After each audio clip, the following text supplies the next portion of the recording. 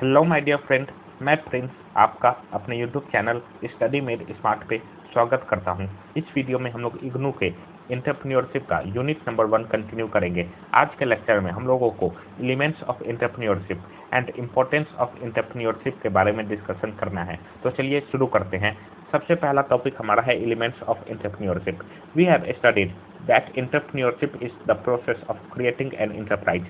To set up an enterprise and grow it successfully, a number of elements must be in place. देखिए, अभी तक हमने देख रखा है कि इंटरप्रेन्योरशिप एक नए ऑर्गेनाइजेशन को, एक नए इंटरप्राइज को क्रिएट करने का प्रोसेस है। एंड जब भी हम लोग किसी नए इंटरप्राइज को क्रिएट करते हैं या फिर उसको सक्सेसफुली ग्रो करते हैं, तो हम लोगों को एक बहुत सारे एलिमेंट्स को ध्यान में रखना पड़ता है। लाइक हम लोगों को इनोवेशन करना पड़ता है, हम लोगों को रिस्क लेना पड़ता है, हम लोगों को अपने मैनेजरियल स्किल्स को डेवलप करना पड़ता है, हम लोगों को अपना विजन स्ट्रॉन्ग रखना पड़ता है।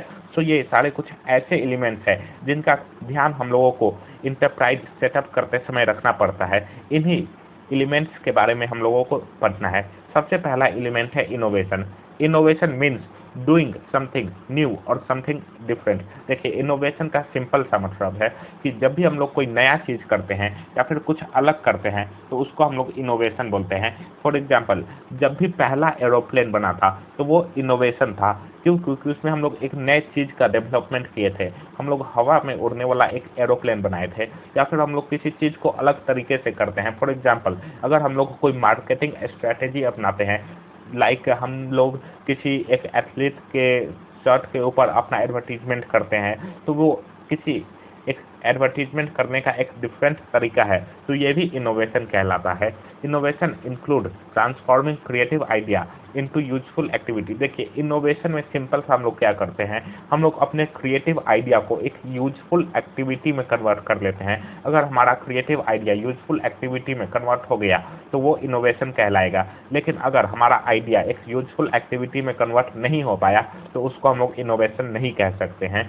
The innovation can be a new product, new service, new technology, new production technique, new marketing strategy etcetera. देखिए, इनोवेशन कुछ भी हो सकता है। अगर हम लोग कोई नया प्रोडक्ट बनाते हैं वो भी इनोवेशन हो सकता है, या फिर हम लोग किसी नए सर्विसेज को जनरेट करते हैं वो भी इनोवेशन हो सकता है। अगर हम लोग किसी नए टेक्नोलॉजी को जनरेट करते हैं वो भी इनोवेशन हो सकता है, या फिर अगर हम लोग किसी नए प्रोडक्शन टेक्निक या फिर एक नए मार्केटिंग स्ट्रेटजी को डेवलप करते हैं वो भी इनोवेशन हो सकता है।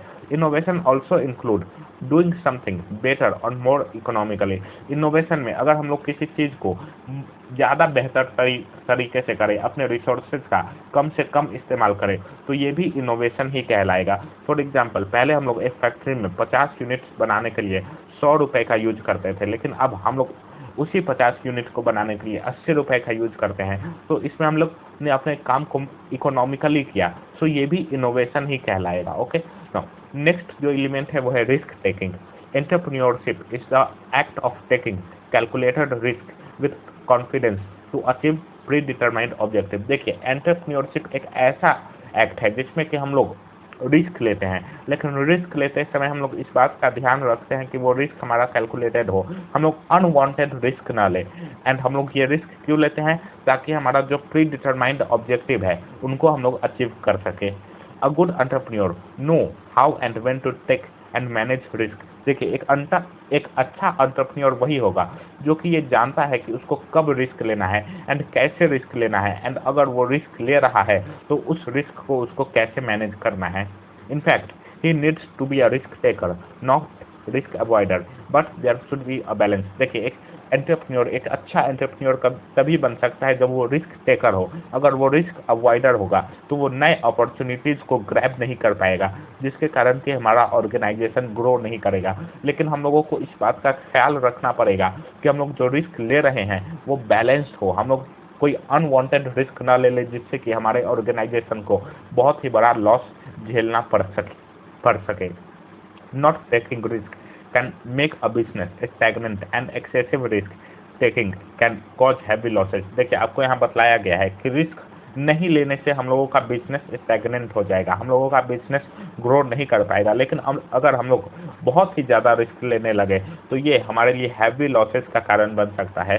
सो हम लोगों को रिस्क एक बैलेंस में लेना है, जिससे कि हमारा जो ऑर्गेनाइजेशन हो वो भी ग्रो करता रहे एंड हमें किसी हैवी लॉस का सामना न करना पड़े। ओके, नाउ नेक्स्ट एलिमेंट है vision. Vision is one of the driving elements behind any entrepreneur. It is the energy that drives the business forward by using the foresight of the entrepreneur. देखिए, vision एक बहुत ही important element है हमारे organisation के लिए। एक entrepreneur का vision ही determine करता है कि ऑर्गेनाइजेशन का ग्रोथ किस तरीके से होगा, ऑर्गेनाइजेशन किस तरीके से आगे बढ़ेगा, ऑर्गेनाइजेशन क्या करना चाह रहा है, वो एक एंटरप्रेन्योर के विजन पे डिपेंड करता है। It gives the business an outline for the future, the task to complete, the risk to take, etc. देखिए, एक एंटरप्रेन्योर का विजन ही एक ऑर्गेनाइजेशन के फ्यूचर के बारे में डिटरमाइन करता है, एक ऑर्गेनाइजेशन का फ्यूचर का आउटलाइन बनाता है कि ऑर्गेनाइजेशन को अपने फ्यूचर में कौन से टास्क करने हैं, उसको कितना रिस्क लेना है, उसको कहाँ कहाँ पे ग्रो करना है। इन सारी बातों के बारे में एक एंटरप्रेन्योर का विजन ही डिटरमाइन करता है। Vision of the entrepreneur helps in setting up short term and long term goals of the organization. देखिए, एक एंटरप्रेन्योर का विजन एक ऑर्गेनाइजेशन के short terms and long terms goals setup करने में हेल्प करता है। फॉर एग्जांपल, अगर एक एंटरप्रेन्योर का विजन है कि वो अपने एरिया में बहुत ही बेहतर क्वालिटी का प्रोडक्ट बनाए, तो वो अपने गोल्स को उसी अकॉर्डिंग टू सेट करेगा। लेकिन अगर एक एंटरप्रेन्योर का विजन है कि वो अपने प्रोडक्ट को इंडिया के हर एक फील्ड में, हर एक कोने में ले जा सके, तो वो अपने गोल्स को उसी तरीके से एडजस्ट करेगा, उसी तरीके से बनाएगा।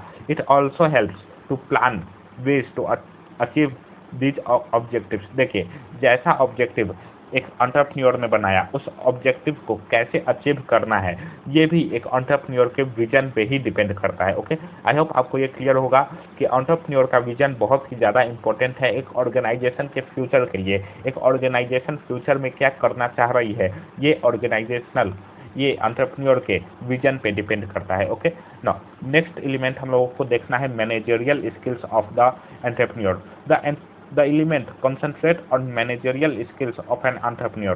An entrepreneur must be able to manage and organize his finances, his employee, his resources, etc. देखिए, एक एंटरप्रेन्योर को अगर किसी ऑर्गेनाइजेशन को सक्सेसफुली चलाना है, सक्सेसफुली ग्रो करना है, तो उसको अपने मैनेजरियल स्किल्स पे काम करना पड़ेगा। उसको ये पता होना चाहिए कि उसका फाइनेंस कहाँ से आएगा एंड वो किस जगह पे अपना पैसा लगाने जा रहा है। उसको अपने एम्प्लॉयज़ का भी ख्याल रखना पड़ेगा, उसके एम्प्लॉयज़ क्या काम करेंगे, कैसे काम करेंगे, इन सारी बातों के बारे में एक एंटरप्रेन्योर को क्लियर होना पड़ेगा। Hence, the organizational ability are one of the most important element of an entrepreneur.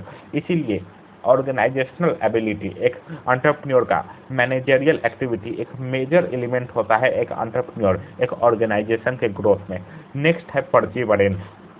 The process of setting up an enterprise cannot be done in a few days or a few months. It may take years, and during this period, there will be good days and bad days. देखिए, एक entrepreneur को patient होना पड़ेगा, क्योंकि एक enterprise setup करने में बहुत ही ज़्यादा समय लगता है। ये कुछ दिनों में या कुछ महीनों में नहीं हो सकता है, कई बार इसमें सालों लग जाते हैं। एंड इस प्रोसेस में कई बार अच्छे दिन भी आते हैं, कई बार बुरे दिन भी आते हैं। कई बार हम लोगों का सेल्स बहुत ही ज़्यादा अच्छा हो जाता है एंड कई बार सेल्स बहुत ही कम रह जाता है। सो एंटरप्रेन्योर को बहुत ही ज़्यादा पेशेंट रहना पड़ेगा एंड उसको गिव अप नहीं करना पड़ेगा जब चीज़ें अच्छी नहीं चल रही हो, जब चीज़ें टफ चल रही हो। Hence, perseverance is an important element of entrepreneur, because if an entrepreneur gives up, it will end the journey and nothing big will happen. देखिए, एक entrepreneur को पेशेंट रहना पड़ेगा, उसको perseverance मेंटेन करना पड़ेगा।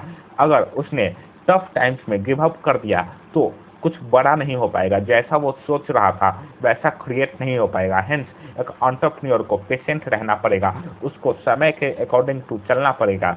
जैसे जैसे हमारा ऑर्गेनाइजेशन ग्रो करेगा, वैसे वैसे एंटरप्रेन्योर को अपने पेशेंस लेवल को भी मेंटेन करना पड़ेगा। ओके, ना नेक्स्ट हम लोगों को देखना है importance of entrepreneurship. Entrepreneurship has become very significant. The objective of industrial development, regional growth, and employment generation depend on the entrepreneur development. देखिए एंटरप्रेन्योरशिप बहुत ही ज़्यादा इंपॉर्टेंट है। जो इंडस्ट्रियल डेवलपमेंट का ऑब्जेक्टिव है, रीजनल ग्रोथ का ऑब्जेक्टिव है एंड एम्प्लॉयमेंट जनरेशन है, ये सारी बातें एंटरप्रेन्योरल डेवलपमेंट पे डिपेंड करती है। अगर हमारे इकोनॉमी में एंटरप्रेन्योरशिप अच्छे से हो रहा हो तो हमारा इंडस्ट्री भी डेवलप करेगा एंड रीजनल ग्रोथ भी होंगे, हर एक एरिया ग्रो करेगा एंड एम्प्लॉयमेंट अपॉर्चुनिटी ज़्यादा से ज़्यादा जनरेट होंगे। Entrepreneurship generates employment opportunity, increase in per capita income, higher standard of living. देखिए इंटरप्रेन्योरशिप से एम्प्लॉयमेंट अपॉर्चुनिटी जनरेट होती है जिससे कि पर कैपिटा इनकम लोगों का बढ़ जाता है एंड इससे कि लोगों का स्टैंडर्ड ऑफ लिविंग बहुत ही बेहतर हो जाता है।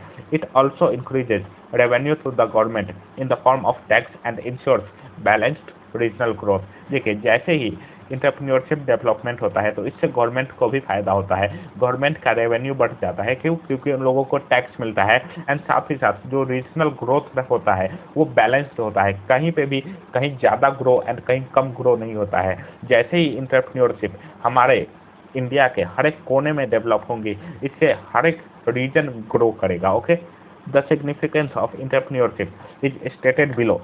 इंटरप्रेन्योरशिप का सिग्निफिकेंस नीचे आपको बतलाया गया है।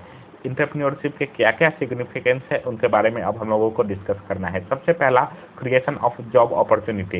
Entrepreneurship contributes to create job opportunity. New organization provide entry level jobs to unskilled workers which help them to gain experience.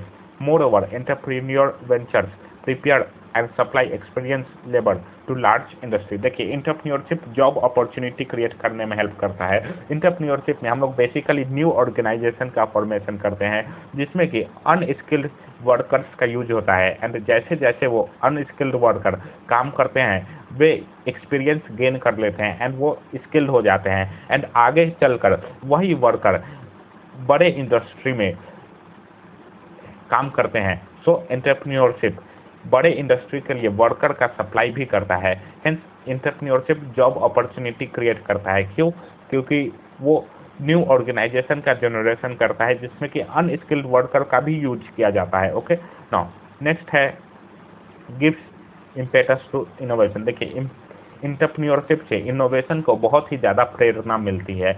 Entrepreneurship encourage innovation that help to provide new venture, new product, new technology, new market etcetera to the economy. देखिए entrepreneurship innovation को encourage करता है जिससे कि नए नए organisation का creation होता है, हमारे इकोनॉमी में नए प्रोडक्ट का क्रिएशन होता है, नए टेक्नोलॉजी आते हैं जिससे कि नए मार्केट का जनरेशन होता है। इन सारी चीज़ों का क्रिएशन हमारे इकोनॉमी में होता है। It subsequently increases national income and standard of living. देखिए जैसे ही नए प्रोडक्ट का क्रिएशन होता है, नए ऑर्गेनाइजेशन का क्रिएशन होता है, इससे कि हमारा नेशनल इनकम बढ़ जाता है, हर एक लोग के पास एम्प्लॉयमेंट अपॉर्चुनिटी होता है, इससे कि नेशनल इनकम बढ़ जाता है एंड हमारा स्टैंडर्ड ऑफ लिविंग भी बढ़ता है क्योंकि हमारे इकोनॉमी में नए प्रोडक्ट्स आते हैं जो कि हमारे स्टैंडर्ड ऑफ लिविंग को बढ़ा देते हैं। नेक्स्ट है impact on community development. Entrepreneurship provide employment opportunity. Employment leads to more stability and higher quality of life in the community। देखिए इंटरप्रेन्योरशिप एम्प्लॉयमेंट अपॉर्चुनिटी को जनरेट करता है एंड जैसे ही एम्प्लॉयमेंट अपॉर्चुनिटी जनरेट होते हैं इससे क्वालिटी ऑफ लाइफ बढ़ जाता है एंड स्टेबिलिटी जो होता है लोगों के इनकम का वो भी हो जाता है, लोगों का इनकम स्टेबल हो जाता है जिससे कि उनका जो क्वालिटी ऑफ लाइफ होता है वो बढ़ जाता है। नेक्स्ट है employment promotes research and development. Entrepreneurship provides fund for research and development to university and research institutions. This promote research and development in the economy. Subsequently innovative idea gets generated. देखिए जो भी entrepreneurship organisation होते हैं, नए organisation होते हैं, वो innovation को प्रोमोट करते हैं, वो यूनिवर्सिटी एंड रिसर्च इंस्टीट्यूशन को फंड्स देते हैं जिससे कि वो रिसर्च कर सके एंड नए एंड इनोवेटिव आइडिया का जनरेशन हो सके।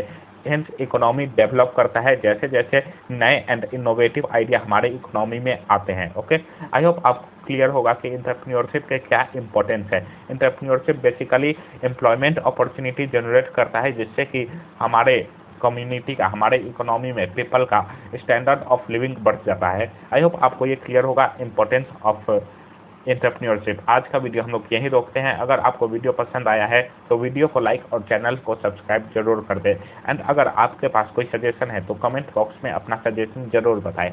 Thank you.